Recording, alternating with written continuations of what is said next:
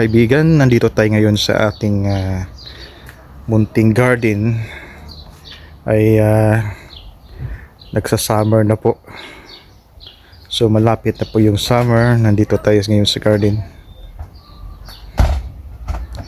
Binibidyoan ko lang yung ating rose.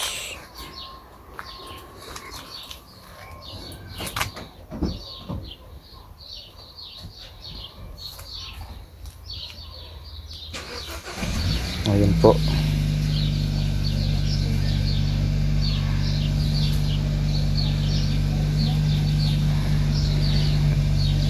Mayroon tayong rose na pink color. At mayroon din tayong red. Yan, red po.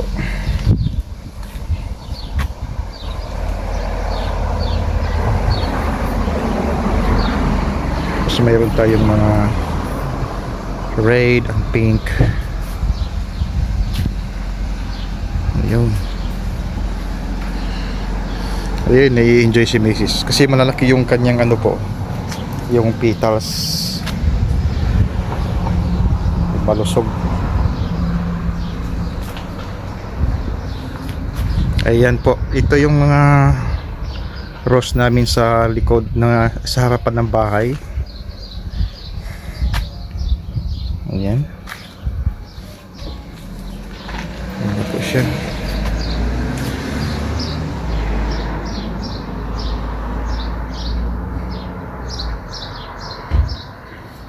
Ayan, red na red.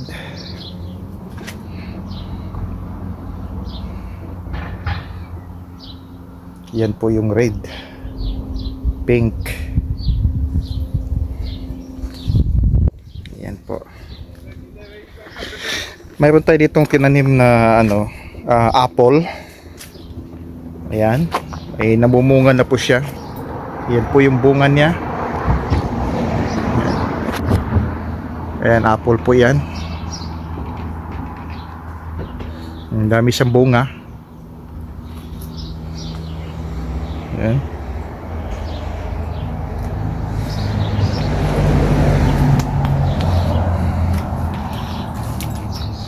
Ayun yung bunga niya. Yan pa. Ayan, namumunga siya. Ang dami ng bunga, guys.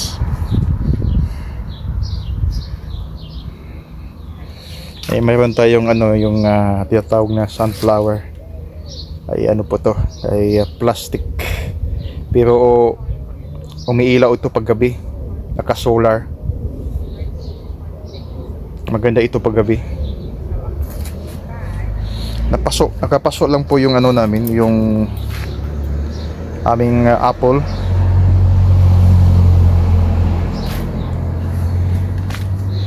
Ayan, ang daming bunga po.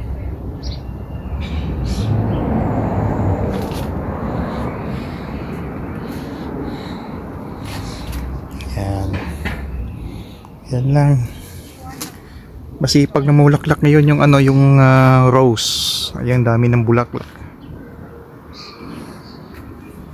Sa gitna po ng bahay namin.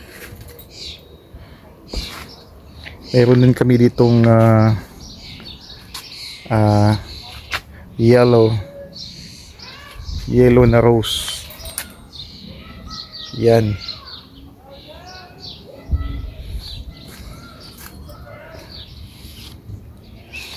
Ayun, daming bulaklak po.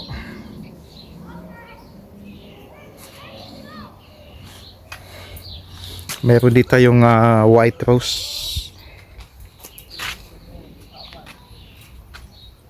Ayan, ang laki po ng kanyang bulaklak. Dito lang po sa aming ginagawa kong garden.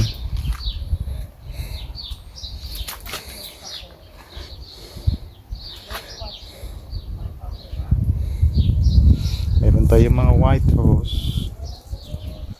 Tapos mga pink. Ayan, pink.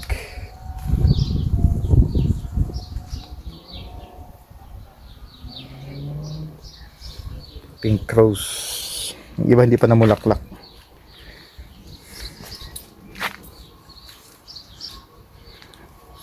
Yun.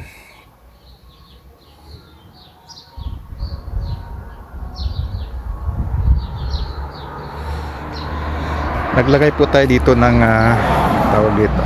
Yan. Mayroon tayong ilagay na CCTV na sa taas. Ayan po.